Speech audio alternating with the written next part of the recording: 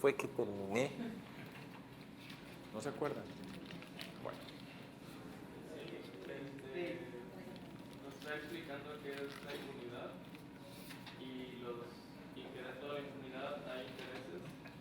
Estamos hablando sobre el estudio sobre México, ahí nos quedamos básicamente toda la charla, ¿cierto? Y que no lleguen al poder. Que la fórmula es que los corruptos no lleguen al poder. Los que Ok. pagan para llegar, llegan para robar. Esos que llegan así dan puestos y contratos. Bueno, les cuento que este tema en Colombia estamos hoy. Ustedes no se imaginan lo que está pasando en mi país. Aquí pasan cosas distintas. El tema Trump pues ha consumido una gran cantidad de energía para México y está pues el planeta en general, pero México en particular, asociado pues con lo que está haciendo el presidente de los Estados Unidos cada día, que es pues la definición totalmente contraria a lo que nos acaba de explicar Carlos acá de políticas públicas. No hay políticas públicas, sino a ver qué se le ocurre a este señor cada día que va haciendo. Entonces, no es precisamente que haya pasado por este curso. En Colombia, en mi país, estamos viviendo unos tiempos inéditos. Les voy a contar un poco. ¿Qué tiene que ver con esto, por supuesto? El año pasado, en octubre, hubo un plebiscito para ver si se aceptaba o no los acuerdos de paz. Después de más de 50 años de confrontación con un grupo guerrillero, pues se consultaba a Colombia y lo que ocurrió allí fue que el no ganó. Era no, sí, básicamente empatados, pero ganó el no por unos pocos votos y hubo un 65% de abstención. Eso dejó el país tocado, por lo que algo que parecía obvio, es que no va a querer firmar un acuerdo de paz. Todos los países pues decían que bueno que Colombia va a hacer esto, pues resulta que pasó el no. Entonces se puso dentro del capítulo del Brexit, de Trump y Colombia, digamos que fueron esos casos más sonados de situaciones que no se entendían con la población tomando decisiones. Eso dejó una cantidad de heridas, una división muy grande entre sí y no. Como les digo, 65% de abstención, que es bastante significativo además.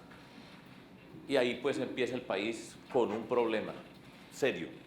Serio, nosotros votamos por el sí, yo por el sí, pero quedamos pues en una situación de interinidad muy complicada. Al mismo tiempo, una confrontación entre el expresidente Álvaro Uribe y el presidente Juan Manuel Santos, en fin. Bueno, resulta que desde el año pasado se ha venido hablando más y más y más y más del tema de la corrupción. Y habitualmente se miraba el problema desde el centro de nuestro país. Bogotá es nuestra capital, donde está el Congreso de la República, que recoge pues los congresistas que vienen de diferentes partes del país, pero allá está el poder central pues del legislativo y está el presidente, los dos poderes más fuertes, las ramas más importantes de la justicia también están en la capital, hablando del tema de la corrupción. Y habitualmente la manera como se entiende el tema de la corrupción, y eso tiene que ver con nosotros acá, no conozco bien en México la situación, pero alguna idea tengo. Habitualmente desde el poder central se dice fundamentalmente que la corrupción está en las regiones. Fuera de la capital, todo es regiones. Y se señala eso en Colombia. Entonces, por ejemplo, un departamento, un estado de Colombia bien remoto, piensen uno bien lejos de la Ciudad de México, Tijuana, ya lejísimos, ¿cierto? Tal vez el que queda más lejos en términos de distancia de la Ciudad de México. En Colombia, La Guajira, allá hay un problema o mucha corrupción en ese estado. Se han robado la plata del alimento de los niños, del alimento escolar, y se murieron unos niños. Entonces, desde Bogotá, desde el poder central, se dice: allá están los corruptos, mire que se roban la plata y se mueren los niños. Pues nada más conmovedor, por supuesto, de lo que estaba ocurriendo. Pero apareció un fenómeno que no ha aparecido, por lo menos de lo que yo he visto acá todavía en México, que se llama Odebrecht. Odebrecht es una compañía brasilera, es de proyectos de infraestructura gigantesca, con inversiones por toda América Latina, y Odebrecht aparece y descubren que ellos han pagado sobornos en prácticamente todos los países latinoamericanos donde ellos han estado para ganarse licitaciones muy grandes de proyectos de infraestructura. Eso lo descubrió un señor juez en Brasil que se llama Sergio Moro. Para mí ese señor es una persona extraordinaria. En Brasil lo empezaron a descubrir, a investigar, y lo que ha pasado en Brasil, pues ustedes ya han visto qué ha pasado, y el país se ha sacudido porque se ha descubierto las dimensiones de la corrupción en los niveles que han estado en todas las formas posibles. En particular, el presidente de Odebrecht está en la cárcel con una gran cantidad de ejecutivos, un montón de congresistas, de personas del gobierno, porque estaban asociados con el tema de la corrupción. Y allá se descubrió que ellos habían pagado en Colombia, de hecho en Colombia es de los menos hasta ahora, unos 11 millones de dólares en corrupción para unas personas en el país. Esa investigación que empieza en Brasil tiene que ver con los Estados Unidos porque mucha plata de esa la mueven a través de los Estados Unidos. Entonces se involucra el gobierno de los Estados Unidos y llega a Colombia. Está llegando por otras partes de Latinoamérica. Por ejemplo, en Perú, pues están buscando al que era el presidente de Perú, Alejandro Toledo, porque dicen que le dieron 20 millones de dólares de Odebrecht para ganarse no sé qué proyectos y todo ese tipo de cosas. Y en Colombia empieza a aparecer poco a poco, van apareciendo dónde están o qué fue lo que dieron, a quién le dieron, a quién compraron, dieron pues es un decir, a quién sobornaron, y van apareciendo hechos de las dos últimas presidencias de Colombia, del presidente Álvaro Uribe y del presidente Santos. Y en particular aparece que ponían plata para las campañas electorales con empresas extranjeras que en principio no pueden aportar, hay unas ciertas condiciones. Y no solamente eso, sino que no aparecía registrada en ninguna parte. O sea, era plata que llegaba a las campañas, no aparecía por ningún lado y era una gran cantidad de plata. Por ejemplo, para el candidato presidencial del 2014 que enfrentaba a Santos, ellos son básicamente los mismos porque estaban todos unidos, sino que se pelearon. Se dicen, y pues todo parece ser que es así, que ellos fueron a contratar un asesor de campaña publicista de comunicaciones en Brasil, muy famoso, que ha tenido grandes éxitos electorales, en particular con Lula y otras campañas. Entonces lo fueron a buscar a él como asesor de la campaña, negociaron con él una cifra, digan ustedes $1 millón, pero Odebrecht le completaba la tarifa, $2 millones, para que el señor fuera el asesor. Eso no aparece por ningún lado, y el asesor pues valía $3 millones, ellos ponían uno y Odebrecht cubría el resto y no aparecía por ningún lado.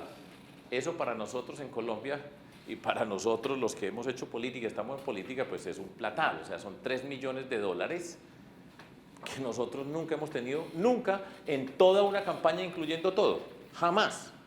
Entonces, todo esto pues ha venido mostrando dónde estuvieron, qué metieron acá, pusieron por acá en una cuenta, por acá otro señor, y se va descubriendo un entramado que tiene indignada a Colombia. Porque se pasó de decir, desde el poder central, los corruptos están por allá y se roban en las regiones, sino que se descubre, por supuesto, que hay un poder central, los más poderosos, donde también están infiltrados. Eso es grande para Colombia. Aquí en México están más acostumbrados a escándalos alrededor del tema del presidente. Aquí con el actual presidente, pues yo cito lo que he escuchado, la Casa Blanca, un montón de cosas asociadas con el poder presidencial, que entre comillas son más normales. No quiero usar eso con cuidado con lo que estoy diciendo, pero digamos que en Colombia siempre era una cosa remota, que no se veía.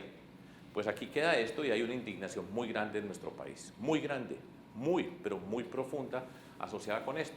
Entonces, había una división por el plebiscito, viene una indignación por el tema de la corrupción en todos los niveles, se llenó la taza y da una mezcla que no sabemos, que no conocíamos.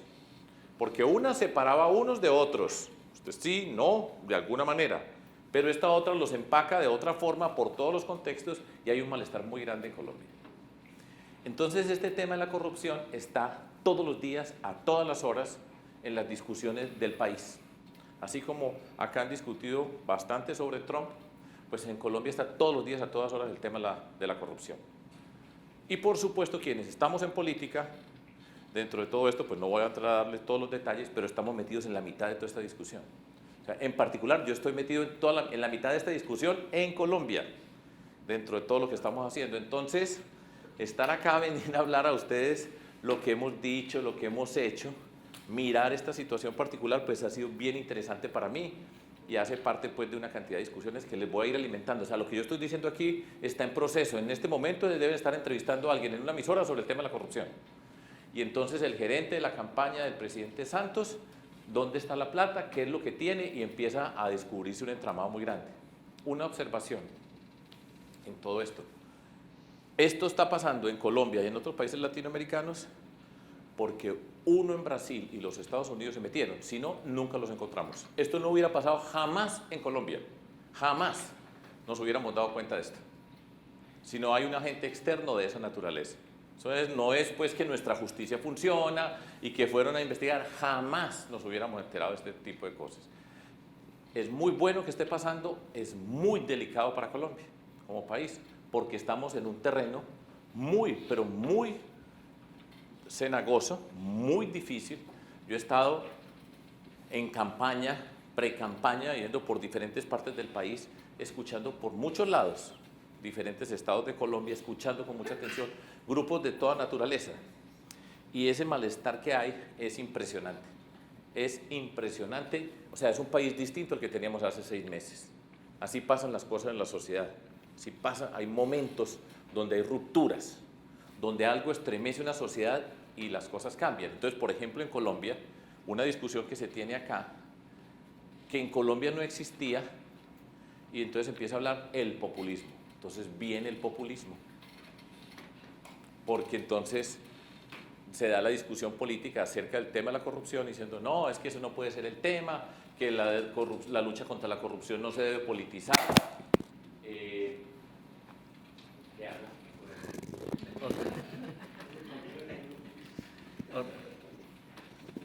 Preciso cuando estaba diciendo eso. Que la lucha contra la corrupción no se debe politizar, que no sé qué cosas, que no entre en las campañas. Y yo digo, ¿cómo que no? Precisamente esto es lo que hay que poner en las campañas. Los que están ahí en el poder, los que la han manejado ahora están diciendo, es muy peligroso porque puede venir el populismo. Y entonces en Colombia viene inmediatamente la imagen castrochavismo Maduro, que es una fatalidad que tenemos al lado de nuestro país. Entonces empiezan a desviar la atención de un tema político candente dentro de todo esto. Ya les voy a terminar esta introducción, pero solo que quiero que sepan que yo vengo con todo esto todo el día, todas horas, metido, y entonces empiezan a decir, no, pues mire lo que va a pasar. Y en particular yo he respondido diciendo, el populismo no nace en el vacío. En Venezuela salió Chávez porque la clase dirigente que conducía el país en ese momento era una clase corrupta, habían perdido el control, no estaban liderando el país, la riqueza que tenían la estaban botando, y cuando eso ocurre, se llena la taza, la indignación es tal y aparece otro. Eso no apareció porque sí, sino porque había un muy mal manejo, pésimo manejo de la sociedad, y cuando eso ocurre hay respuestas. Parte de esa discusión pues estamos nosotros ahora. Entonces estos empiezan a decir, no, es un peligro el populismo, entonces dejemos a estos corruptos que sigan manejando porque el populismo es muy peligroso. No, señor, así no va a pasar.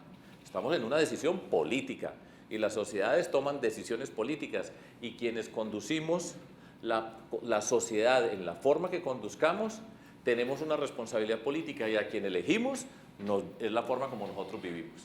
Y eso pues ejemplo lo estamos viendo todos los días, a todas horas, porque eso es importante que lo tengamos en mente en todo lo que estamos haciendo acá. Ahora de pronto tengo tiempo para comentar algunas cosas acerca de la presentación de Carlos acerca de políticas públicas, pues algunas vamos a ver, pero voy entonces a retomar.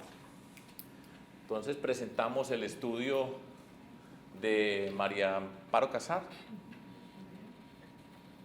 No sé si lo leyeron, pero a mí me gustó mucho. He estado leyendo bastante acerca del tema. Recuerden que la vez pasada aquí me preguntaban por qué entienden ustedes por corrupción. Esta es la definición, la puse acá. Esta es la definición de Transparencia Internacional.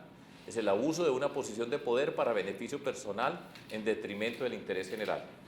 Esa es una bastante amplia, pero para mí tiene la calidad de la sustancia.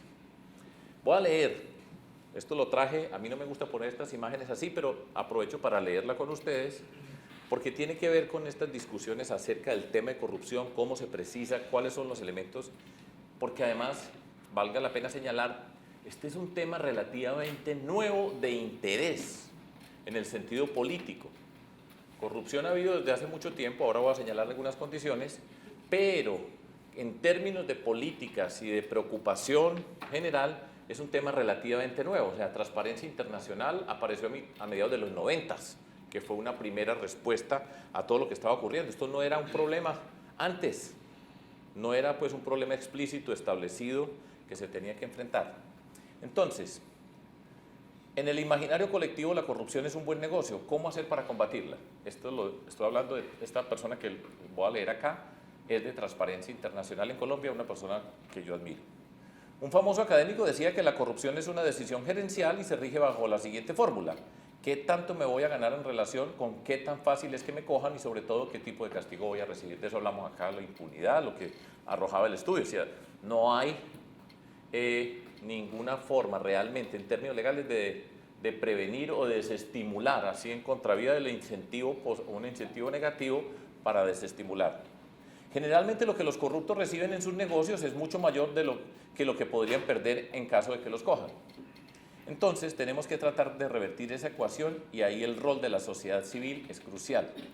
Además de alertar y prevenir, estamos tratando de fortalecer la denuncia, la voz del ciudadano, del funcionario, del empresario que se cansa de la corrupción y decide hacer público su descontento. Estamos trabajando en una estrategia de acompañamiento jurídico y legal para que las denuncias sean mucho más estructuradas y los órganos de control puedan llegar al fondo del caso. Esto es importante porque está claro pues que hay un incentivo perverso en el mundo de la corrupción. La gran mayoría está perfectamente calculado, saben en qué están. Y estamos buscando formas de enfrentar la corrupción. Yo ya les di la que yo creo que es la más importante, que es que no ganen. Porque una vez que ganan, pues ya estamos enfrentando el problema de la impunidad y otro tipo de cosas. Ya vamos a elaborar en eso. Pero hay un punto muy importante dentro de la lucha contra la corrupción y es la denuncia. El problema de la denuncia y lo que significa proteger esa denuncia. Esa es una de las cosas más difíciles que hay y se tienen que implementar. Estoy hablando de casos nuestros. Cuando a nosotros nos ha tocado que nos llega una persona y dice, en esta licitación, esta persona me pidió esto. Pasar de esto, de esa denuncia que nos está haciendo a nosotros la persona, para llevarlo ante la justicia y convertirlo en un caso que se pueda tramitar, ustedes no se imaginan la odisea que es esto, ¿cierto? Primero tiene miedo, porque nosotros necesitamos, tiene que denunciar, porque si yo voy y denuncio, yo no puedo decir que alguien me dijo que habían hecho esto, sino tiene que venir a denunciar. Para que se dé esa denuncia, para que se tramite, es una odisea. Y ese es uno de los puntos más importantes, la denuncia dentro de todo esto.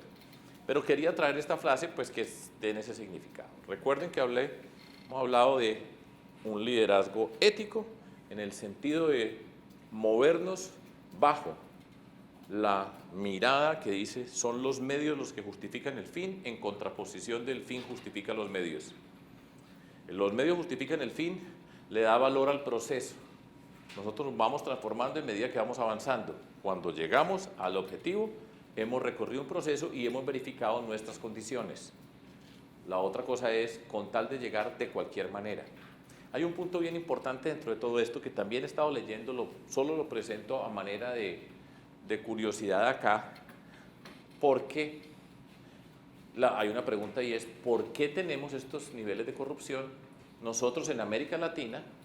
Y en particular, pues nos hacemos la pregunta en Colombia, la historia de Colombia y México, pues tienen ciertas analogías, pero hay unas diferencias, y siempre se llega, cuando se empieza a mirar esto desde el punto de vista cultural, se hace directamente una reflexión a lo que fue la conquista española, la colonia, la manera como se establecieron unas relaciones en nuestra sociedad, qué papel jugaban los españoles que llegaban acá, la relación con los indígenas, las diferentes clases que iban surgiendo dentro de este proceso y la manera como se estructuraban esos gobiernos relacionados con un rey que estaba en España y lo que ocurría acá.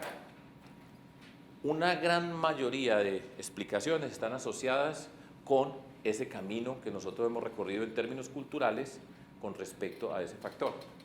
Habitualmente la contraposición se hace con lo que fue la colonización, la conquista en los Estados Unidos, con los ingleses que llegaron a los Estados Unidos, las condiciones en que llegaron. Ese libro de por qué fracasan los países o las naciones que les he mencionado, de Robinson y Acemoglu, que es un clásico ya y es relativamente reciente, tiene mucho que ver con eso. ¿Qué tipo de instituciones se crearon asociadas con la forma como se hizo la conquista? Y yo no tengo la menor duda que una buena parte de nuestra tiene que ver con nuestro origen español, la forma como ocurrían las cosas, cuál era el imperio español en ese momento, cuáles eran los valores y cuáles eran las condiciones. Ahora, nosotros no podemos devolver eso, ¿cierto? Y ese no es el punto, pero sí tenemos que entender muchas de las cosas que nos ocurren a nosotros. En particular, simplificando, y si están interesados les puedo sugerir algunas lecturas porque, como les repito, esto lo tengo en la piel, mirando todo este tipo de cosas. Uno de los puntos fundamentales entre nosotros es que se sustituyó la moral por la viveza. ¿Cómo era el vivo, el papel de la viveza, la astucia, para moverse en ese mundo que se creó, en la institucionalidad que se creó con nuestro ancestro español? México mucho más fuerte que Colombia, porque aquí había pues estaban los mayas, los aztecas, aquí había unas comunidades indígenas potentes y poderosas. Nosotros en Colombia no, en el Perú había, pero nosotros en Colombia no teníamos, nuestras comunidades indígenas eran muy primitivas comparado con el desarrollo pues, que había aquí en México y hacia otras partes de Centroamérica y en el Perú. Entonces, pero la síntesis de todo eso es que en este contexto se cambió moral por viveza. Esa es si me toca, simplifique al máximo, digan dos palabras, ¿qué pasó? Se cambió la moral por la viveza. ¿Cómo es que es la frase acá famosa en México que ayer me contaste? La moral es un árbol de la moral. ¿Y? Sirve para nada. Esa es una frase de ese estilo. Frases nuestras, el vivo vive del bobo, ¿sí? Cosas como se obedece pero no se cumple. O sea, una cantidad de cosas asociadas con nuestras culturas que además es bien simpático ver cómo hay expresiones desde México hasta la Argentina que tienen el mismo espíritu en todas partes. Son la misma expresión expresada en nuestro vocabulario, en nuestro lenguaje, con algún tipo de experiencias. Pero eso es muy profundo para nosotros y está asociado con el fin justifica los medios, en contraposición con los medios justifican el fin. Yo creo profundamente con los medios justifican el fin, lo aplico en todos los momentos de mi vida y en el sentido político, porque creo en la esencia de lo que estamos transformando. O sea, nosotros en política estamos transformando una cultura. Pero esto es muy importante, porque después de todo y muchas de las cosas que estamos viendo, en muchos sentidos dependemos de las personas. Hay una institucionalidad que tenemos que hacer, unas leyes. Recuerden estos los valores fundamentales nuestros: dignidad, respeto, reconocimiento y la apuesta permanente por las capacidades de personas y comunidades. Estoy haciendo un pequeño resumen. Y la verdadera riqueza de los líderes es la confianza. Y cuando, recuerden, la confianza se construye. Y la confianza se construye cuando uno cree en los medios justifican el fin, porque es paso a paso que se va construyendo. El fin justifica los medios, hay que llegar allá de cualquier manera, pero la manera determina cómo somos y cuánto valemos y cuál es el valor de lo que estamos haciendo es con los medios justifican el fin, de qué forma lo hacemos. La confianza se construye, la constancia es ser coherente y ser consistente, tener unos principios claros siempre. Ser consistente significa que vamos dando pasos y no nos vamos contradiciendo, y esa es la gran riqueza. Para mí, la gran riqueza política. Voy a esto. Sigo leyendo de los de Transparencia Internacional. Y fíjense esta frase. Esto pues es de hace 15 días. Nosotros le vimos trabajando a esto desde hace 17 años. Ya vamos a ver.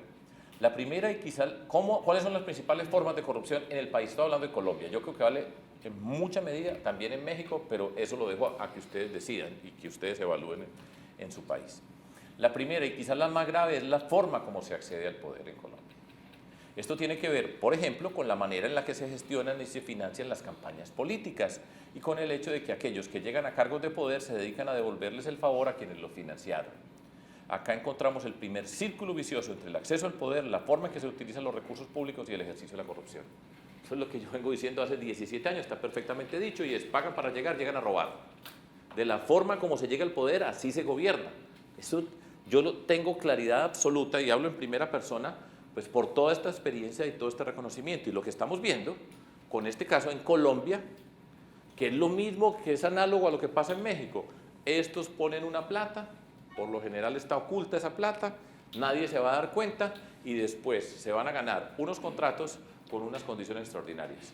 Y empiezan a hacer, cuando se investiga, empiezan a ver cómo van pegando todas las cosas y uno va viendo exactamente lo que hicieron. O sea, la película la va viendo. Eso es lo que nunca se había visto, de esa forma tan nítida. Pero ahí está claro cómo se llega al poder. Entonces, y si ustedes revisan en México, yo no tengo la menor duda de que ese camino de cómo se llega al poder y qué pasa para llegar al poder, después va a determinar cómo se va a gobernar. Y ahí es donde entra la corrupción, en ese tránsito, de esa manera. Entonces voy a contar nuestra historia, voy a contar entonces desde nuestra experiencia cómo es que hemos hecho todo este trabajo. Vamos a poner un caso específico, el nuestro, sin tener todas estas teorías, de qué manera lo hicimos nosotros. Yo me siento muy orgulloso de todo esto y esa es nuestra riqueza y les voy a contar un poco. ¿Por qué la política? Recuerden, ahora estaba hablando de Carlos de las políticas públicas y aquí está expresado, política es la capacidad de señalar qué cosas se hacen. Eso es hacer política y muchos de estos depende de la visión que nosotros tengamos de la sociedad. O sea, nosotros vamos a fijar unas políticas públicas de acuerdo a la forma como entendemos la sociedad, qué principios tenemos y de qué manera nos relacionamos. O sea, las políticas públicas no son un tema abstracto de unos técnicos que van a resolver un problema, sino van a resolver un problema o van a enfrentar una situación, pero eso tiene unas condiciones y es cómo entendemos nosotros la sociedad, quienes estamos en el poder, porque quienes estamos en el poder estamos tomando las decisiones. Entonces, nosotros entramos en política hace 17 años, porque nos atrevimos a participar, nos cansamos de estar diciendo hay que hacer este tipo de cosas, éramos un grupo muy reducido de personas, decíamos hay que hacer esto, no se nos escuchaba, descubrimos qué es política, que es señalar qué cosas se hacen y poder significa hacer las cosas. Y nosotros dijimos, después de tantos años, pero hace 17, dijimos vamos a entrar a la política, vamos a participar en política, vamos a participar en las elecciones, nos vamos a ganar las elecciones, vamos a llegar al poder y vamos a transformar esta sociedad. Eso fue lo que nos propusimos en noviembre del año 1999 y por eso es que yo estoy aquí hoy con ustedes, por esa razón. Pero tomamos la decisión de participar, no más hay que hacer esto, no más qué malestar estamos, sino que nos convertimos en una expresión política para llegar al poder y transformar la sociedad. Esa es nuestra historia.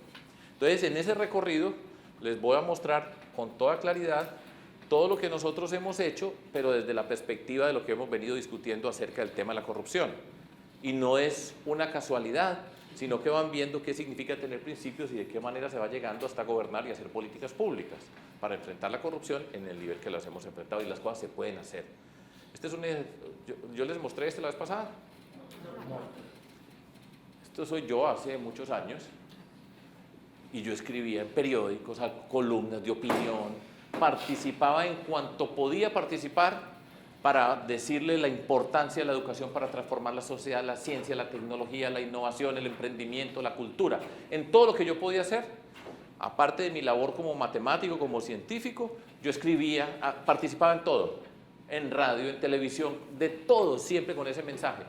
Pongo así, desde el año 2000, recién entramos nosotros a la política a participar y decía educación, educación, educación. Y si ustedes leen lo que dice aquí, Iván, lo que hemos hecho nosotros en los últimos 17 años, van a ver que lo que estaba acá es lo que hemos hecho, en cierta medida. En una buena parte, por supuesto, hemos aprendido muchas cosas, incorporado, pero ahí está la esencia. Ese era mi sueño. Yo estaba ahí hablando como individuo, pensando en la sociedad y proponiendo ideas, como hay mucha gente que propone, que es bien inteligente y bien capaz. El salto fue, nos metemos a la política. Nos metemos a la política y vamos a hacerlo, y por eso repito, es que estoy yo acá. Pero esto no nace en el aire, sino tenemos un sueño, tenemos una visión, quiénes nos encontramos y para dónde vamos y cómo se hace la política. Lo primero que hicimos nosotros fueron nuestros principios políticos. Yo les hablaba de confianza, que es igual a coherencia más consistencia. ¿Qué significa ser consistente una persona?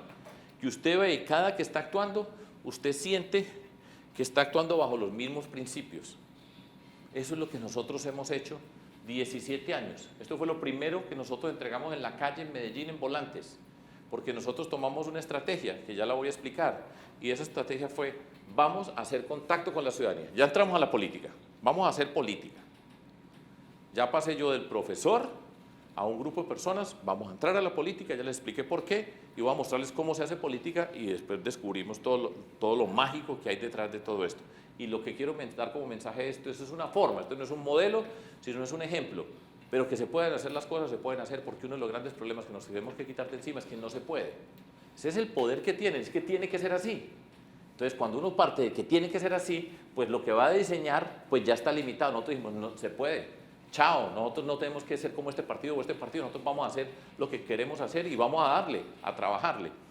Pero lo primero fueron los principios. Ahí están nuestros principios y nosotros entregábamos en las calles de Medellín un papel donde poníamos los principios y se burlaban de nosotros. Porque decían, pero entregando papeles en la calle y hablando de principios, pero además eran principios, movimiento con reconocimiento. El trabajo y el compromiso definen nuestras aspiraciones individuales y colectivas. Entonces, ¿eso quién le va a entender a ustedes? Ustedes son unos profesores, ustedes están pensando como si fueran en un posgrado. Pues esos eran nuestros principios y esos los hemos cumplido hasta el día de hoy y hemos sido consistentes. Siempre manteniendo esos principios. Nosotros no hemos cambiado de principios dependiendo en qué lugar estamos o bajo qué circunstancias estamos, sino ahí está, y eso nos ha permitido ser consistentes. Y coherentes significa que cada que damos un paso, no contradecimos lo que hicimos antes. Los políticos, en general, hay una tendencia a contradecirse en esta situación, cambio o no cambio. Uno puede cambiar, pero si va a cambiar, explique, ¿cierto? ¿Por qué cambió? Un ejemplo que a mí, pues, me parece sencillo de explicar. El presidente Santos, nuestro actual presidente, hizo quitar la reelección. Es decir, su gobierno presentó un proyecto de ley para quitar la reelección, porque no le parecía, pero después de que él había sido reelegido, ¿cierto?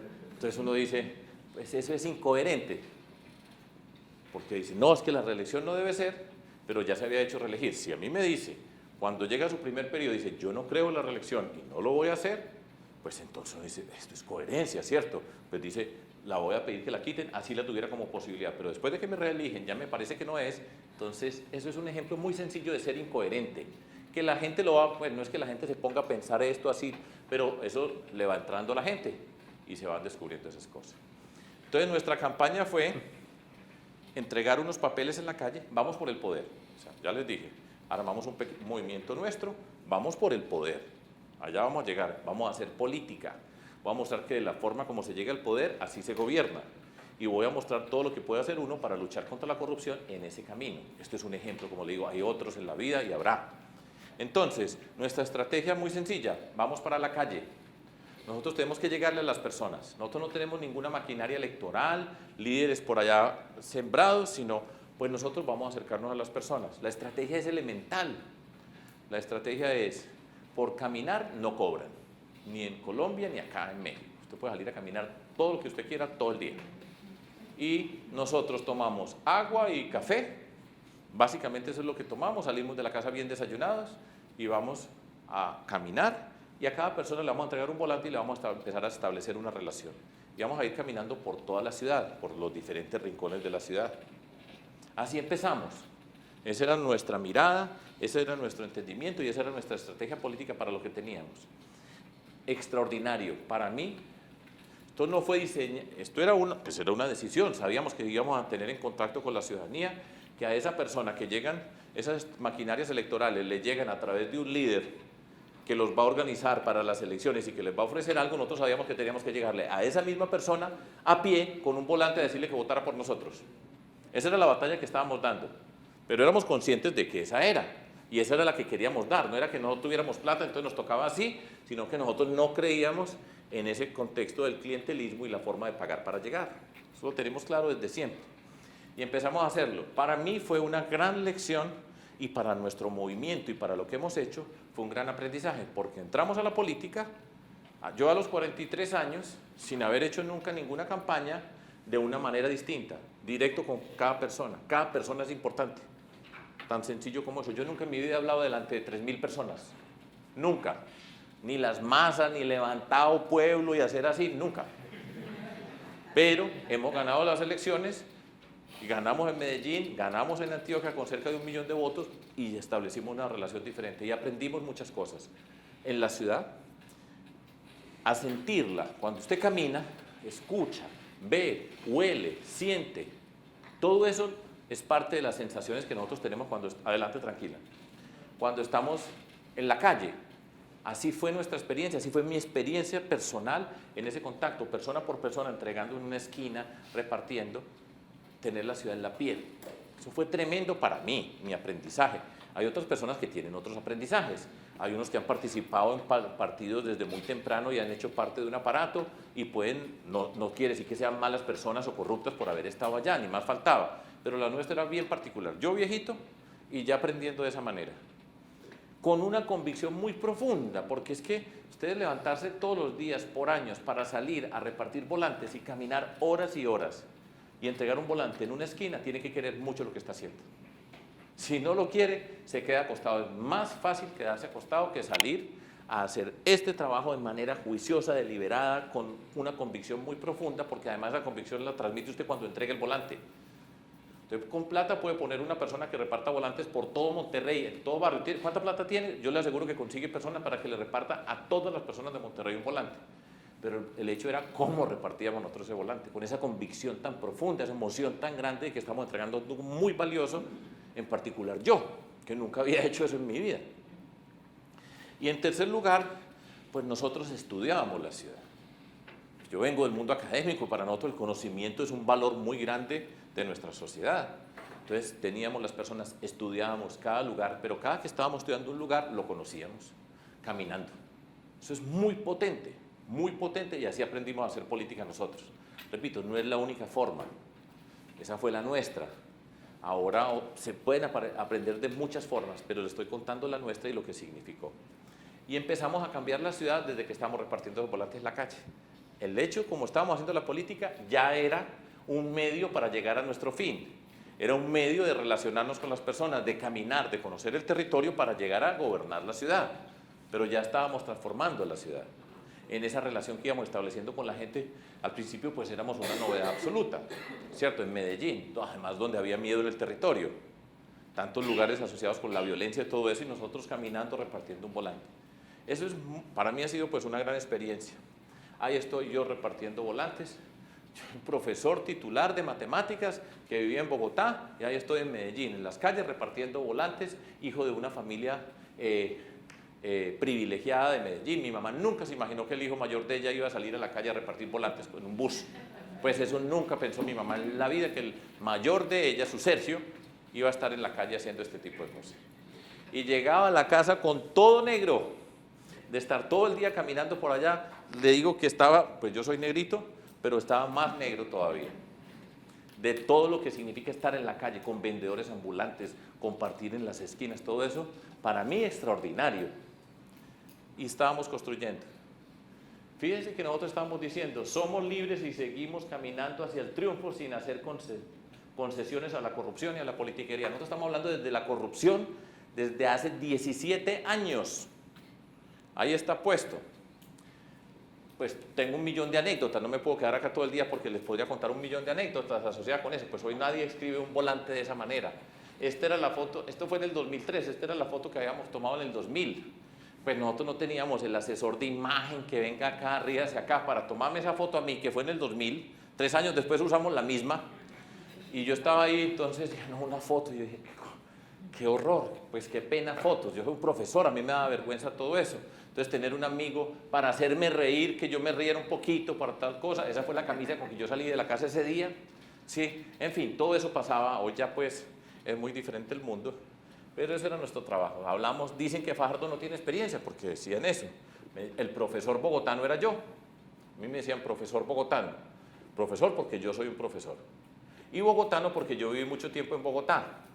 Es como decir, pues no sé si no sea un profesor chilango aquí, para alcalde de Monterrey, contra un gerente regio, un gerente paisa, el de Medellín, gerente, la organización, la empresa, que es uno de los valores de Monterrey y de Medellín además, porque hay muchas analogías en eso.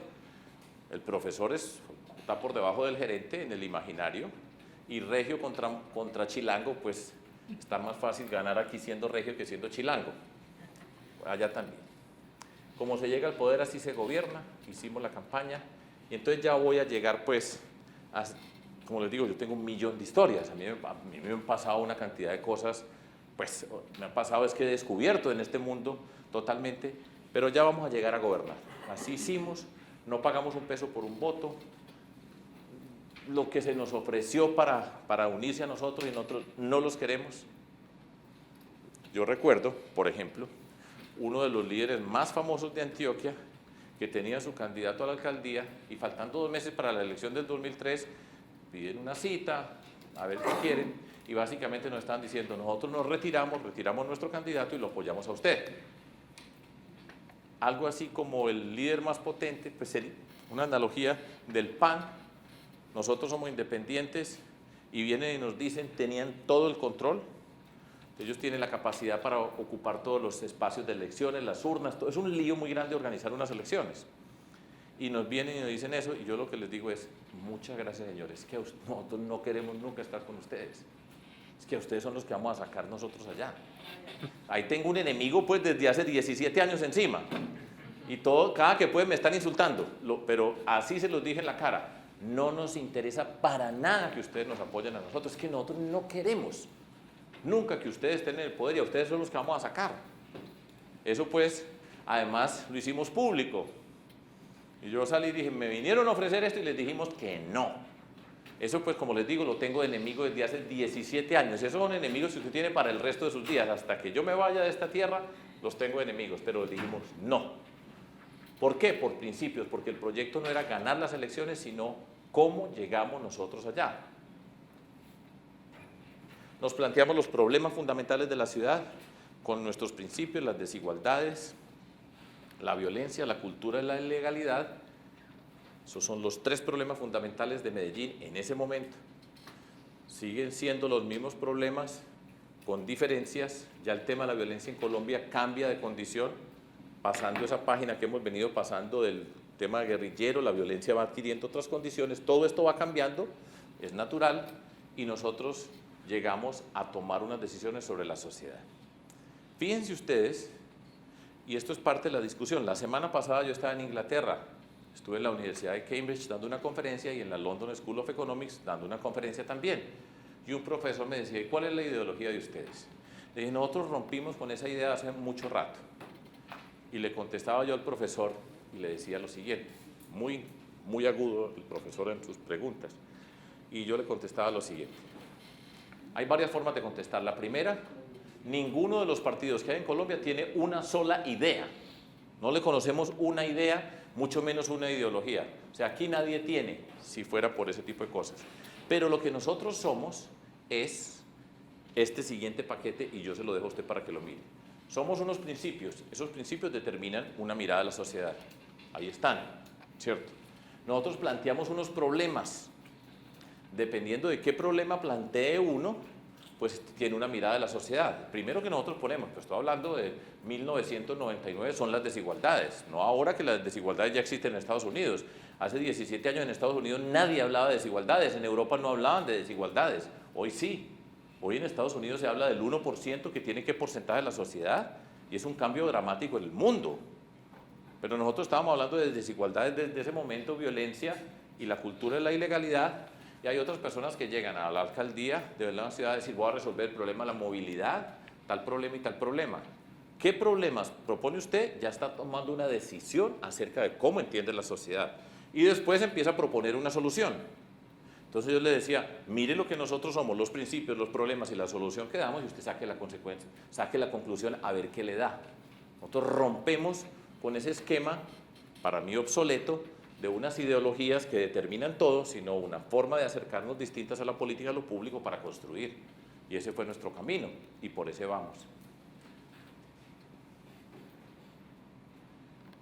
Yo no sé cómo vamos de tiempo, porque quiero llegar algo bien importante, y eso tiene que ver con las políticas públicas y en general, aquí no estamos en el sentido de una política pública de presentar una ley para hacer algo, pero entender el problema. Siempre entiendan muy bien los problemas y búsquenle alguna manera de comunicar el problema de la manera más sencilla posible que usted lo pueda visualizar. Ahí yo nunca he tomado, yo tengo una ventaja muy grande sobre todos ustedes. Yo no solamente no he tomado curso de políticas públicas, pero ni de administración, ni de economía, ni de derecho, ni de arquitectura, ni de sociología, nada. Yo soy un matemático. Eso sí, de problemas bastantes. Entonces, entender el problema y cómo simplifique al máximo el problema de forma que usted lo pueda casi que hacer una gráfica del problema para poderlo explicar, que era lo que decía Carlos al final. Si usted no tiene una buena forma de explicar esto es muy difícil. Estamos en política y tenemos que explicarle a la gente qué son los problemas. Una que me gusta mucho, cuando yo vine acá en el 2009 presenté 2 árboles nomás, ahora presento 3, y estos son 3 árboles que son las desigualdades, la violencia, la cultura, la ilegalidad, que yo antes la miraba como una maleza que estaba alrededor y ahora digo, es otro árbol tan profundo como los que tenemos en la misma dimensión. Y cuando digo esto, solo lo hago para ilustrar. Piensen, 3 árboles. Nosotros, estos los dibujó mi hija. Nosotros tenemos que extraerlos, sacarlos de raíz, las desigualdades, la violencia y la cultura, la ilegalidad. Estoy hablando en términos intuitivos. ¿Cómo hacemos? Mucha gente piensa, pues voy a acabar primero con uno, con otro, con otro. Y lo que yo digo es, si nosotros tenemos estos 3 árboles acá, si miramos sus raíces, después de tantos años, las raíces de los árboles van creciendo, están el uno al lado del otro. Y a medida que van bajando, van creciendo más hacia la profundidad, se empiezan a encontrar esas raíces y se empiezan a enredar. Piensen en lo que ocurriría con 3 árboles pegados el uno al lado del otro. Después de mucho tiempo, la raíz es una sola. Por fuera son 3 distintos, pero estamos en un enredo tal que la raíz es una sola. Y si usted los quiere sacar, los tiene que sacar simultáneamente. No vas a ser capaz de sacar uno porque eso está pegado allá de la forma como está. Y eso está relativamente claro. Piensen en nuestra sociedad, usted no puede decir, bueno, voy a resolver desigualdades por acá, cultura, eso está pegado en nuestra sociedad. Los tenemos que sacar en forma simultánea. Esta es una que me gusta mucho, ya lo he explicado varias veces, pero vuelvo y le explico, porque esta se me ocurrió pensando en el tema de la desigualdad, lo que ocurre en nuestra sociedad, que también ocurre aquí en México. Y es, para la gran mayoría de personas en Colombia, salen de la casa, se sientan en la esquina de la calle, de su casa, esto es una idea, miran hacia el frente y ven un muro gigantesco y muy ancho. Todo esto lo tengo yo antes del señor Trump, pero la figura del muro es bien significativa. ¿Y qué quiero decir con ese muro? Ese muro es el muro de la desigualdad. Para muchas personas en nuestras sociedades, menos en México que en Colombia, Colombia es campeona en desigualdad. En la parte alta de los países más desiguales de América Latina está Colombia y en el mundo. Esa es la sociedad de donde yo vengo. Aquí es menos. ¿Pero qué significa eso? Que muchas personas miran hacia el frente en su vida y dicen, entonces, ¿yo qué voy a hacer? Saben que hay detrás del muro. Del otro lado del muro están las oportunidades. Pero está acá y dice, ¿y yo cómo paso, cómo llego allá? Fíjense que mirando la analogía con lo que ocurre acá, con la migración a los Estados Unidos de centroamericanos o de mexicanos, si ponen ese muro, pues igual se van a pasar, porque para muchas personas las oportunidades están del otro lado, aquí no las tienen, y por eso buscan una alternativa, ¿sí? Para muchos en Colombia miran el muro y dicen, ¿y yo qué hago? Eso produce desesperanza. Ojo que la desigualdad es muy diferente a la pobreza. La desigualdad produce desesperanza y produce malestar, porque sabe que hay del otro lado y lo siente allá del otro lado. Nosotros, los que estamos acá, nacimos del otro lado. Yo nací en las oportunidades de una vez, un privilegiado de nuestra sociedad. A mí no me tocó enfrentar ese muro. Yo estoy del otro lado por nacimiento. Y al lado de ese muro, a nosotros se nos abre una puerta gigantesca, que es la puerta de la ilegalidad, y esa puerta de la ilegalidad es una puerta que tiene en gran medida ese tamaño por el narcotráfico, en adición a que teníamos la puerta, pero se convirtió en mucho más grande porque el narcotráfico dice, no hay necesidad de que usted se esté preocupando por ese muro, venga por acá, que usted pasa por esta puerta y va a conseguir las oportunidades sin tener que escalar, que es lo que le ofrece el narcotráfico a muchas personas. Entonces aquí está el muro, acá está la puerta de entrada al mundo de la ilegalidad, y entonces muchos están aquí y digo, bueno, entonces ¿yo qué hago? ¿Para dónde cojo? Cuando esta puerta es bien grande y no hay alternativas, y hay unas condiciones, muchos dicen, yo me voy por acá. frase de México, que la aprendí acá. Yo aquí en México me he aprendido muchas frases y muchas cosas y quiero mucho a México y cada día lo quiero más. Es un problema además para mí querer más a México, porque es como cuando uno se enamora de alguien y cada día lo quiere más, entonces echar reversa es más complicado. Dejar de venir un mes, entonces me empiezo a sentir raro, en fin. Cuando me decía, esto yo lo recuerdo muy bien, yo me caí de la bicicleta, yo me quebré la cadera, tenía bastón, me estaban llevando en una silla de ruedas en el aeropuerto de la Ciudad de México y voy hablando con el señor que me está llevando y le digo, bueno, ¿y los jóvenes acá? Entonces me dijo de los ninis. Me dijo, pero es que aquí ya están viviendo bajo esa frase. Ustedes, a lo mejor alguno de ustedes ya me la ha escuchado en alguna oportunidad, pero dice, yo prefiero vivir 5 días como rey que toda la vida como güey. Y es eso. Yo me entro por acá, lo que ha de ser que sea, pero yo no me voy a quedar ahí pues toda la vida viendo a ver a quién paso y no puedo pasar. Esa es una forma de simplificar esto.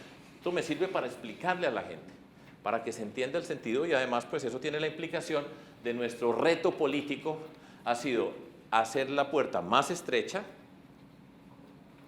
y para hacer la puerta más estrecha lo que hay que hacer es empezar a romper el muro, a abrir puertas en el muro de manera tal que las personas que están aquí al frente empiecen a encontrar puertas en el muro para seguir su camino. Esa es la idea fundamental de lo que nosotros hacemos y eso significa abrir las puertas de las oportunidades y cualquiera que vaya a transitar, cuando empiezan a aparecer las oportunidades aparece la esperanza, porque cada persona dice hay una oportunidad para mí.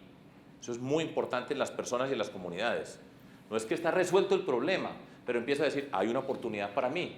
Y entonces nosotros decimos, y la educación es el equipaje que usted tiene que tener para empezar a hacer ese recorrido. Sin educación no va a pasar, ¿cierto? Muy poquitas personas son capaces hoy en el mundo, sin educación, a acceder a las oportunidades. Entonces nosotros sabemos que la educación, que es parte fundamental del equipaje que tenemos que cargar para la vida, aquí lo tenemos todos, por el solo hecho de estar en esta superuniversidad, ¿sí? Y entonces empezamos a construir y a cambiar la sociedad. Empezamos a construir las oportunidades, vamos a cambiando las condiciones de esas comunidades que están ahí enfrentadas a todo esto. La puerta nuestra de la ilegalidad, la más grande de todas. Y ese es pues un reto. ¿Y cómo empezamos a resolver? Pues con nuestros gobiernos. Pero fíjense, llegamos al poder caminando, repartiendo los volantes, estableciendo una relación, ya cambiando la comunidad, sintiéndola en la piel, en el corazón y estudiándola. Ganamos sin comprar un voto, estableciendo una relación totalmente distinta. Tenemos claro a qué venimos, ¿sí? Nosotros sabemos a qué llegamos allá. No fue porque muchos hay, bueno, yo quiero ser alcalde y ganar alcalde y algunas cosas, nosotros tenemos un sueño. Esto no fue que Fajardo quede de alcalde de Medellín, ¿a qué horas? Yo me puedo morir sin ser alcalde de Medellín, sin ser presidente de Colombia, pero nosotros teníamos un sueño de transformar la sociedad. Entonces, llegamos al poder en la ciudad y en el gobierno departamental y ahora les voy a contar cómo gobernamos. Que esto es importante porque de la forma como se llega, así se gobierna. Y vamos a ver todas las acciones para ir construyendo una transformación. Repito, esto no es un modelo de decirle haga esto y usted resuelve. Le estamos mostrando formas de hacer y cada uno de nosotros tiene que resolver. Nosotros aprendimos muchas cosas, de mucha gente aprendimos, pero nosotros encontramos nuestra solución, nuestro camino, ¿cierto? Y aquí vamos, y ahora después les voy contando más cosas. El primer paso, ya ganamos. El primer paso fundamental, y este es una responsabilidad gigantesca del líder, es a quienes escoge para trabajar en su equipo. Eso lo dice yo. Aquí sí hablo, ustedes me han oído hablar de nosotros, lo que hemos hecho, toda esta cosa, esto lo hago yo. ¿Por qué yo? Porque la responsabilidad mayor la tiene la persona que es elegida. Y si nosotros construimos la confianza, escoger las personas es un hecho fundamental de la confianza. Entonces, pues por supuesto no es que yo he conocido personas, algunas han trabajado en la campaña en diferentes modalidades, yo escucho a otras personas, pero a mí no me dice, porque hay veces que se dice, empresario, dígame a quién pongo aquí. Le dije, no señor, yo soy el que lo voy a poner. Usted me puede decir, yo puedo escuchar a personas, pero a mí no me está tomando la decisión nadie. Un líder que está, es que esto me lo pusieron esto, le dije, no, por ese córrale porque va a estar en problemas. ¿Sí? Yo respondo, si no, empieza eso, no, pues es que este fue que me lo recomendaron, tal cosa. No, es el líder quien escoge. en este sentido. Y además nosotros no tenemos que pagarle nada a nadie, en el sentido de, este puso tanta plata, entonces a él le toca este pedazo, o es de este partido, o es de este, o es de este, o esta línea, y hay que entregarle un pedazo de la ciudad, a nadie le tenemos que entregar nada.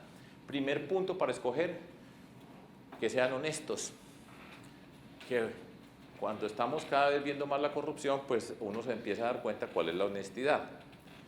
Segundo, que conozcan. El matemático no sabe de nada, pero los que yo estoy poniendo allá sí saben de cada tema. Eso es muy importante. Muchas veces pasa en la política que ponen a uno porque hay que poner aquí, a alguien. ¿Sí? Entonces, al que ponga ya, que sepa bastante, que tenga que conocer de eso. Hay unas personas que pueden tener una habilidad de aprender rápido, tal cosa, eso puede pasar, pero fundamentalmente tienen que ser honestas y conocer. En tercer lugar, tienen que tener una convicción muy profunda y un compromiso muy grande con nuestras ideas y con nuestros sueños, ¿no? Yo no voy a poner a una persona ya que no le parezca. Puede ser muy honesta, puede conocer mucho, pero no le parece, no me sirve. Porque esto es de, nosotros hemos construido, todo lo que hemos hecho es de una convicción muy profunda. Nosotros nos atrevimos a meternos a este mundo. Tienen que ser personas con compromiso y con convicción, y ya van a ver los resultados de esto. Y en último lugar, pero tienen que tener una sensibilidad muy profunda por la sociedad. Tiene que ver con nosotros caminamos. Si usted sintió, usted vio, usted tiene incorporado eso. Ese fue nuestro camino. No es que yo soy muy inteligente, he estudiado mucho, he visto muchas cosas, pero no sé qué es eso. Tiene que saber, tiene que tener una sensibilidad muy profunda para hacer este trabajo bien hecho desde nuestra perspectiva. Ahí ya dimos un gran paso para luchar contra la corrupción. Y esto es una responsabilidad muy grande. Fíjense ustedes que pasan cosas de este estilo, y yo las he pensado bastante, y a mí me ponen demandas todos los días, y ustedes van a leer Fajardo corrupto, tal cosa, y me ponen una demanda y van a decirlo. Y yo les he contado acá, ya llevo más de 130 y pico, y 120 ya cerradas porque no hemos hecho nunca nada, ¿cierto?, de corrupción. Y seguirán, y ahora en medio de la campaña presidencial más, porque los corruptos lo que quieren es que todos sean iguales, no que cambie eso, y uno va a escuchar a los adalides de la lucha contra la corrupción, a los más corruptos de adalides de la lucha contra la corrupción. Y además, ojo que llegan a esto, que ya lo he discutido, y como les digo, yo les estoy hablando de cosas que estoy en discusión día a día. O sea, yo hablo por una emisora para todo Colombia, lo que estoy diciendo acá. Entonces, por ejemplo, a mí me dicen, pero diga las políticas correctas, concretas para luchar contra la corrupción. Digo, si el problema fuera de leyes, nosotros estábamos, en el gobierno de Suecia nos estaba buscando a nosotros para que le indicáramos, para que lo asesoráramos. El problema de Colombia no es de leyes. Por supuesto que se necesitan las leyes y hay que incorporar una cantidad de elementos que son necesarios. La tecnología nos da herramientas, o sea, nosotros tenemos que cerrar fisuras, en fin, tenemos que hacer un montón de cosas. Pero el problema nuestro en Colombia, yo creo que en México no es de leyes, es ético, de qué manera nos relacionamos nosotros con lo público y qué personas somos. Eso es lo que yo creo profundamente. Es mi convicción personal, porque entonces me empiezan a decir, y he estado en esas discusiones, pero diga cosas concretas, porque lo concreta es que se acabe la puerta giratoria, que trabajó en el sector público y va a trabajar en una empresa del sector donde estaba. Hágalo, está bien. Por ejemplo, el presidente Santos, a mí me da pena que estas cosas pasen, pero hace poco decía, tenemos que hacer una financiación total de las campañas con recursos públicos porque las campañas están muy caras y tal cosa. Y después sale el escándalo de Odebrecht de la plata que entró a la campaña de ellos. Es que por eso le digo, no, pues la ley buenísima, póngala, pues si ese es el problema. Pero no es ese el problema. O sea, el problema está en el señor que estaba recibiendo la plata de esa compañía para meterla a la campaña sin que apareciera. Ese es el problema. ¿Y de qué depende eso? De una decisión ética. ¿Usted recibe o no la recibe? Es tan sencillo como eso. Porque nos ponemos acá, muy en el estilo latinoamericano, de todas las leyes, y damos todas las leyes. Pero hay un dicho que seguro que en México lo dicen, echa la ley, echa la trampa. Eso pues, no hay una sola ley que esté allá, que nos tengan ya claro cómo se circunscribe, cómo se la salta. Entonces eso hace parte pues de todo este tipo de discusiones y tiene que ver con esto. Entonces yo me preguntaba, el gerente de una campaña,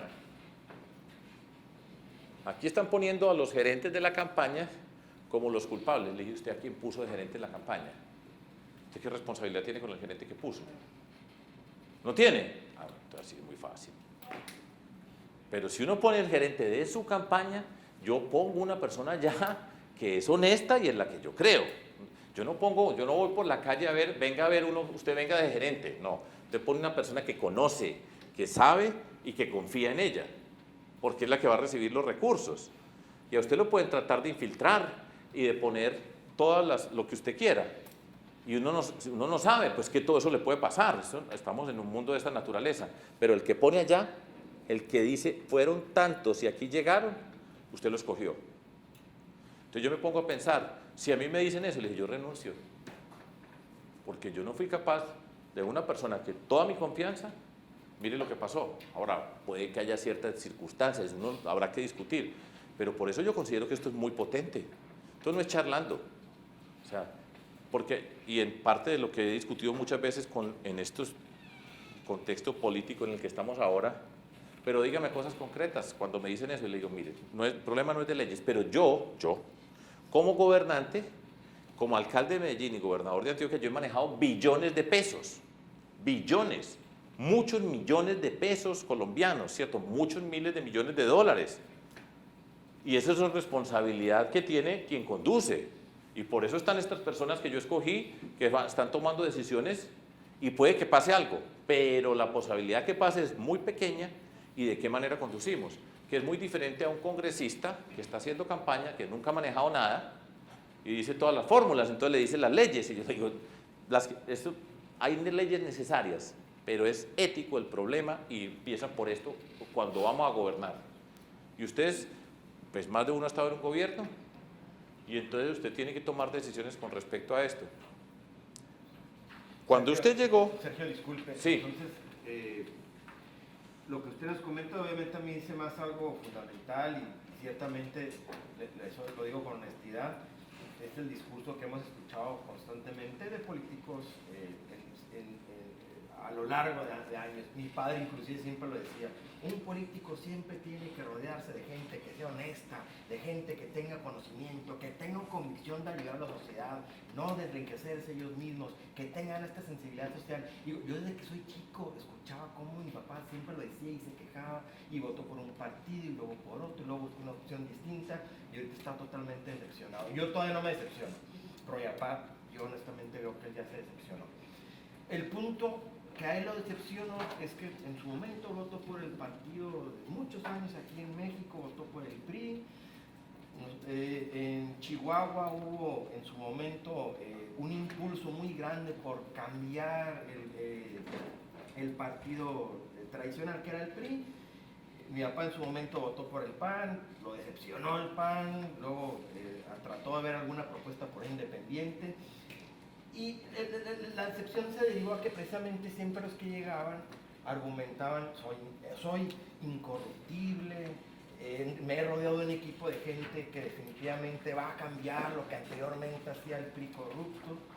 Y de alguna manera esa supuesta gente honesta y con conocimiento, a la hora salía que siempre tenían cola que le pisaran. Se les descubría que habían hecho contratos ilegales, que habían hecho tráfico de influencias, información privilegiada. A mí la verdad se me hace,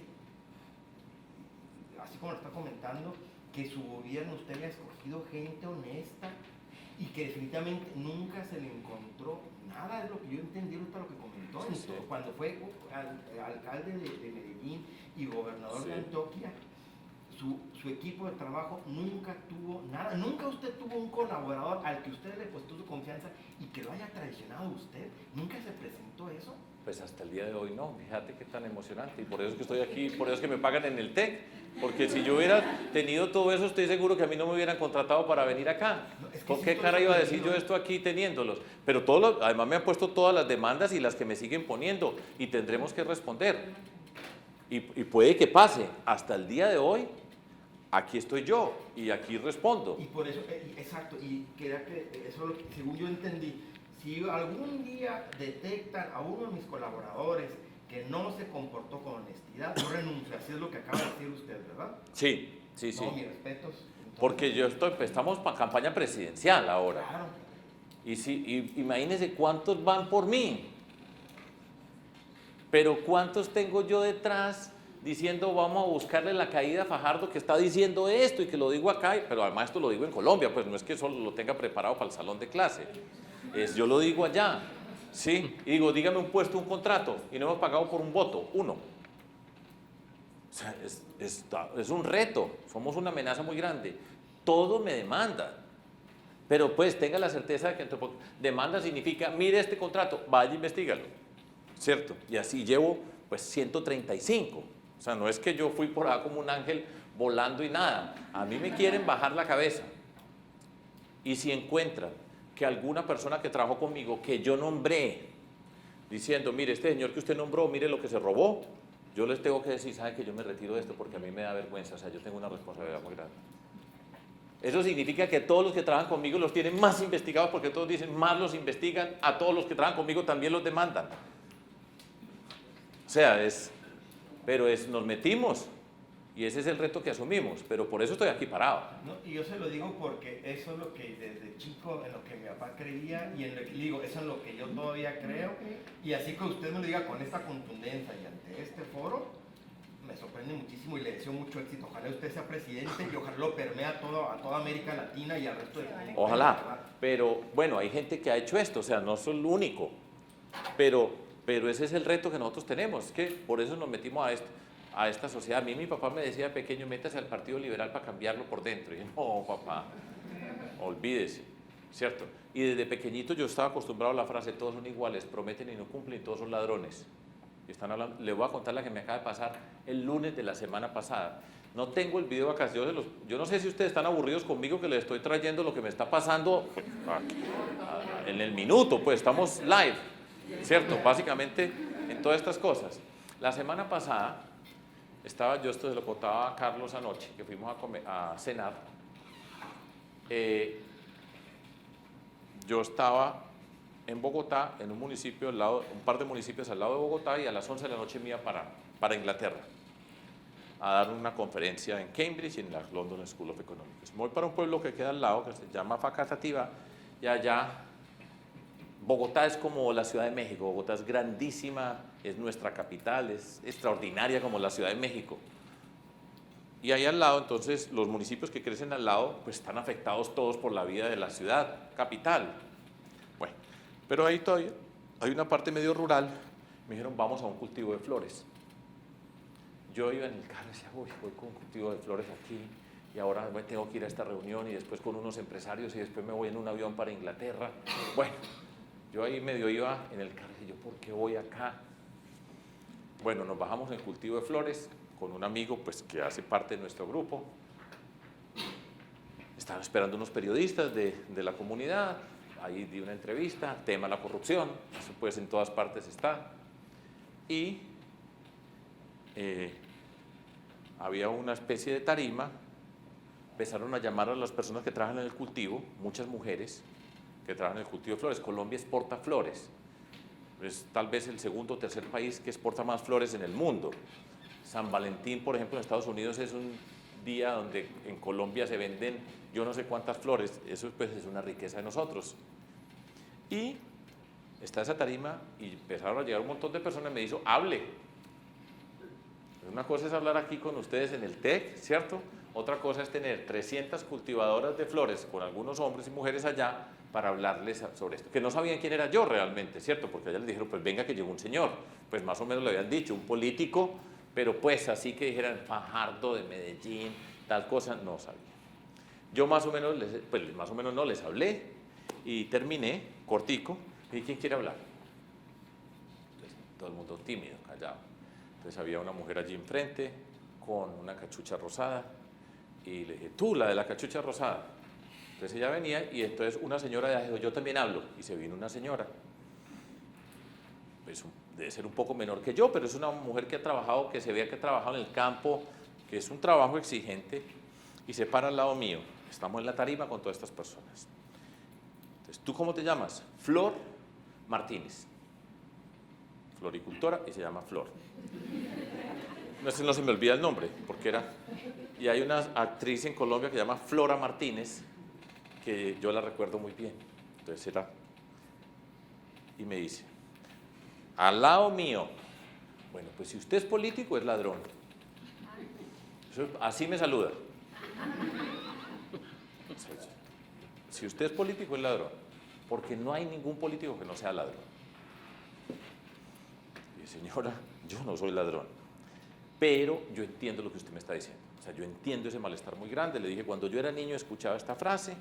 Yo le aseguro que yo no soy un ladrón, pero pues usted tiene todo el derecho a manifestar eso, porque eso es lo que a usted y a mucha gente siente hoy en Colombia. Explíquenos usted qué quiere decir. Entonces explicó de una manera muy inteligente, muy impresionante la mujer, inteligente, articulada. Explicó el problema que tenía con su hija para conseguir un trabajo que estaba estudiando en la universidad, que ya iba a terminar, pero le exigían experiencia para poder trabajar. Y si no salen, yo no sé si eso pasa acá en México, pues está recién graduado y no tiene experiencia, en fin, todas estas cosas. Ella explicó ese problema. Le dije, yo le entiendo, señora, esto pasa, tal cosa. Me dio una idea y le expliqué ciertas cosas. Dijo, y además yo tengo otra hija. Y ella va a entrar a la universidad, pero yo ya no soy capaz de más. O sea, yo trabajo, yo hago todo el esfuerzo, yo consigo 500.000 pesos para darle al semestre, pero yo no puedo ya más. ¿Yo por qué tengo que hacer todo este esfuerzo tan grande? O sea, muy bonita la señora, muy pues, clara en lo que estaba diciendo. Bueno, terminó y le dije, bueno, yo no soy ladrón, pero usted míreme lo que me quiera mirar, las manos, los ojos, tal cosa, yo le entiendo. Le dije, pero yo solo le voy a robar a usted algo, le voy a robar un abrazo. Bueno, y se fue la señora. Esto está grabado, a ver si lo puedo traer para la próxima. Viene la de la cachucha rosada. Para aquel lado. Teresa Bernal, no se me olvida el nombre. Y viene Teresa y me dice, yo creo que nosotros a veces generalizamos.